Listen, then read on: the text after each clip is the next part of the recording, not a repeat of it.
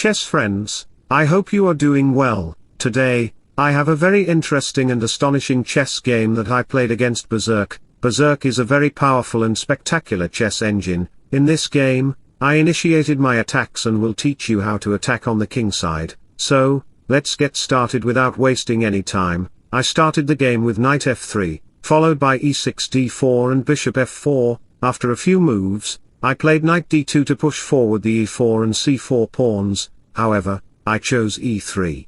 And after a couple of moves, I played bishop d3 and castled kingside. Then, I played e4 followed by a3. When the knight came to h5 to attack my bishop, I ignored it and played h3. A few moves later, I played c3 to build a strong pawn structure in the center, aiming to push my pawn and place my queen on c2. My strategy included eventually playing knight g5 and pushing the h4 pawn.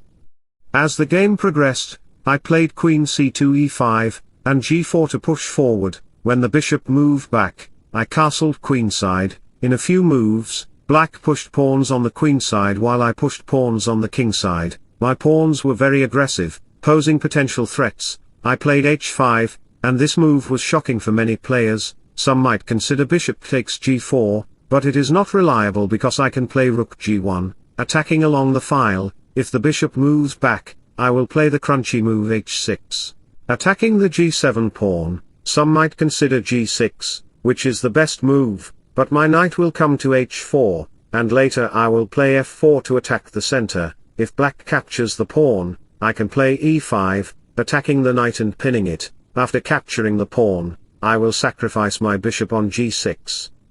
After capturing it, black's position seems protected, but I will cramp it by capturing the g6 pawn. My knight is well protected by my queen. When the queen moves to f7, I will capture the knight, and after exchanges, knight e7 check will arrive, discovering check with the rook on b1, and you can observe that the black king is in a fragile condition, unable to go to a safer island. For an example, if the king moves to f7, I will capture the idiot pawn with a check, forcing you to block the check with your nonsense bishop. The condition of your king side is very clear. The king is unable to escape, but after bishop g7 followed by rook, capturing on f7, king runs, then I can move my pawn to d5, go my pawn, show him your real pawn, even I can defeat you with a single pawn, and as the king moves, knight e4 check will arrive, checkmating the game, and I will stand a flag in your land. So, let me share a motivational quote with you. Never try too hard to make people like you. In fact, it doesn't matter if people like you or not. Be your best self and you'll attract the best people for you. This is the power of authenticity. Back to the position, we discovered that capturing the pawn on g4 is not viable. Breserk noticed this because it is my subscriber. If you haven't subscribed and liked my video yet, what are you waiting for?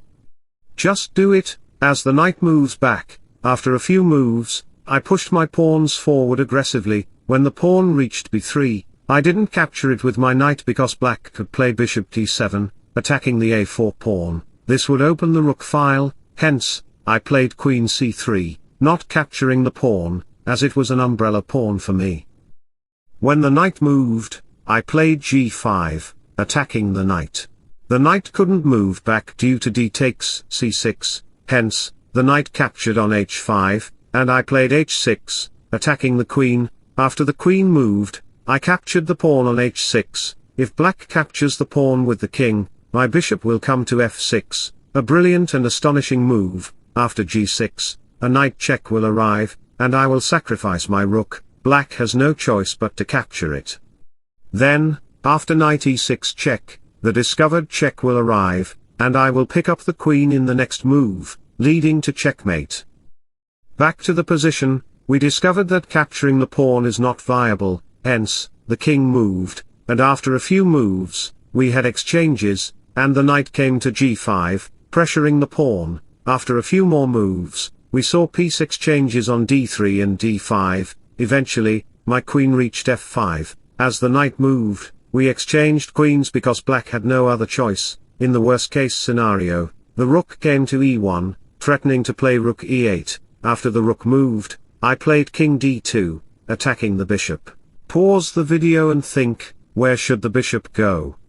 The bishop cannot move along the diagonal because the knight protects those squares. If the bishop goes to a6 to protect itself, it loses control over the diagonal, allowing me to sacrifice my knight on f7. Consequently, my knight will come to g6, checking the king, leading to a checkmate. Breserk, despite being a top chess engine, lost the game because I am the teacher of all chess engines. Going back to the position, we noticed that the bishop cannot be saved, hence, after capturing, I captured the bishop, and after a few more moves, I picked up the pawn on c2. After rook exchanges, I had an extra piece, making the position completely winning for me. As I have mentioned in many videos, nobody can defeat me in chess. Many players comment that it is easy to win with white pieces, but that's not true. I can even defeat you if you play 2 moves in a row while I play only 1. That's my beautiful feature. After a couple of moves, we exchanged pieces, and I ended up pushing my pawn to checkmate my opponent. This game was very crunchy, enjoyable, and even romantic. I hope you enjoyed the game. If so, don't forget to like and subscribe to my channel. Wishing you all the best. Bye bye, take care, see you soon.